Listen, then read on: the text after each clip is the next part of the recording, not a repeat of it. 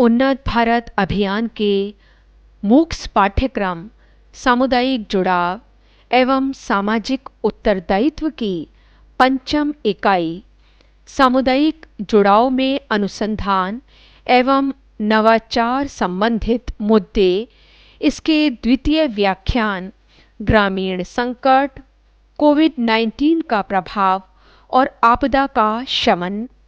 इसमें उपस्थित सभी शिक्षार्थियों का स्वागत है। इस व्याख्यान के अंतिम भाग, पंचम भाग में सामुदायिक जुड़ाव और सतत विकास लक्ष्यों पर चर्चा की जाएगी। सामुदायिक जुड़ाव और सतत विकास लक्ष्य क्या है? ये है कि जलवायु कार्रवाई के निर्माण और सतत विकास लक्ष्यों को प्राप्त करने के लिए समुदाय आधारित जुड़ाव को महत्वपूर्ण माना जाता है।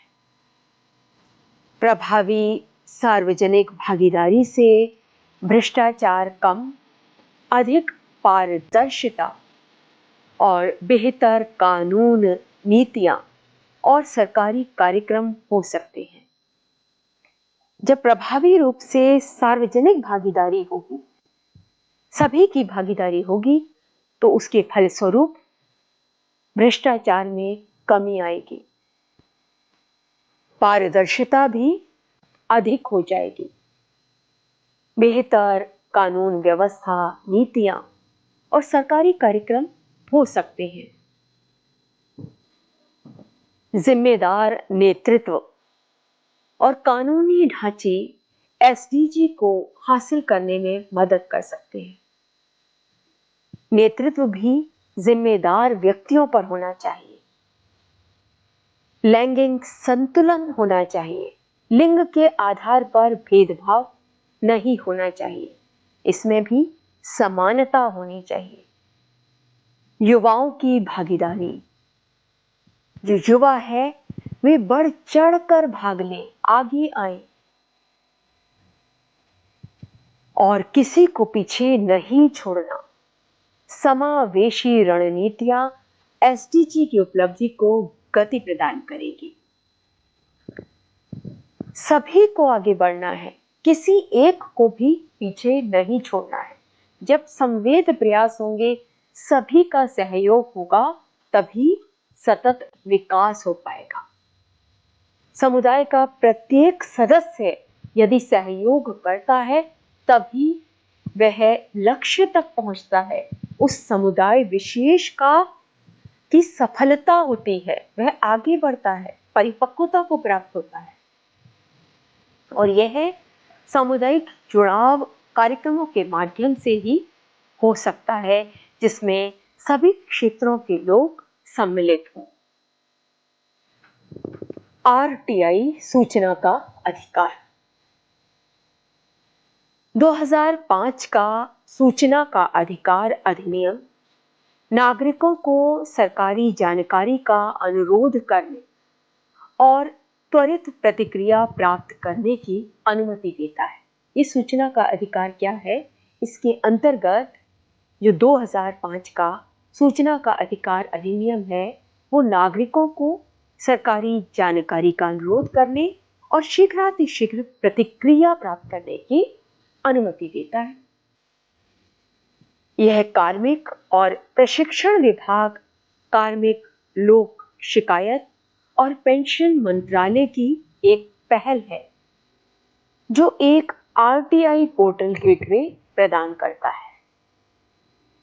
जैसा कि अभी आपको सूचना का अधिकार अधिनियम के विषय में बताया, अब बताते हैं कि इसके उद्देश्य क्या हैं।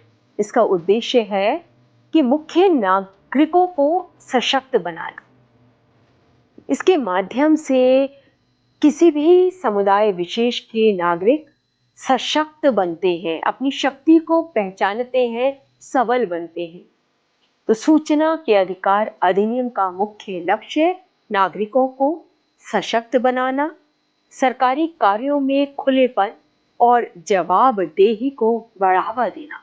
सरकारी कार्य जो हो रहे हैं उसमें भी एक खुलापन आए और वो कर्मचारी हर बात का जवाब दे सके, जवाबदेही को बढ़ावा देना है। भ्रष्टाचार का मुकाबला करना है, भ्रष्टाचार को दूर करने का प्रयास करना है और हमारे लोकतंत्र को लोगों के लिए सही मायने में कार्य करना है।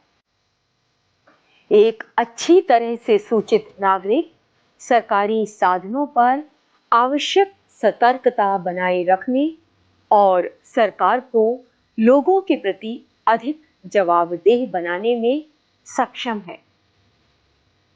व्यक्तियों को सरकारी कार्यों के बारे में सूचित रखने की दिशा में ये अधिनियम एक महत्वपूर्ण कदम है। और निष्कर्ष के रूप में हम आपको बता दें कि आज हमने सबसे पहले ग्रामीण संकट के विषय में बताया कि जो ग्रामीण संकट है वो एक दुष्चक्र है जिस पर ध्यान देने की बेहद आवश्यकता है। ये जो ग्रामीण संकट है, यदि इसे दूर नहीं किया गया तो आधी जो आबादी है वह गरीबी में जीवन यापन करती रही। तो सर्वप्रथम ग्रामीण संकट को दूर करने की आवश्यकता है, इस पर ध्यान देने की आवश्यकता है। संरचनात्मक सुधार ग्रामीण गरीबों को स्वच्छ पेयजल, उचित आवास, शिक्षा, पर्याप्त स्वास्थ्य सुविधाओं की अपनी बुनियादी जरूरतों को पूरा करने में मदद कर सकते हैं। उन्हें गरीबों को स्वच्छ पेयजल प्रदान किया जाए, उचित आवास दिया जाए, शिक्षा प्रदान की जाए और पर्याप्त स्वास्थ्य सुविधाएं दी जाए जिससे कि उनकी बुनियादी जरूरतें पूरी हो सके। केवल मूल्य सुधारों से ही कोई चमत्कार नहीं होने वाला। महामारी, जलवायु परिवर्तन के प्रभाव को संस्थागत उद्योग भागीदारी, ग्रामीण शहरी सहयोग, सामुदायिक जुड़ाव कार्यक्रमों द्वारा कम किया जा सकता है। इस व्याख्यान के पंचम भाग में सामुदायिक जुड़ाव और सतत विकास लक्ष्यों पर चर्चा की गई और इससे पूर्व आपने ग्रामीण संकट, भारत में ग्रामीण संकट के कारण ग्रामीण गरीबी और कोविड-19 के प्रभावों को समझा। और अभ्यास के रूप में आपके सामने ये प्रश्न है कि ग्रामीण संकट के मुख्य कारण क्या है? ग्रामीण गरीबी को कैसे मिटाया जा सकता है? आप ग्रामीण लोगों की आजीविका में उनके हिस्से की मदद करने के लिए क्या कर सकते हैं?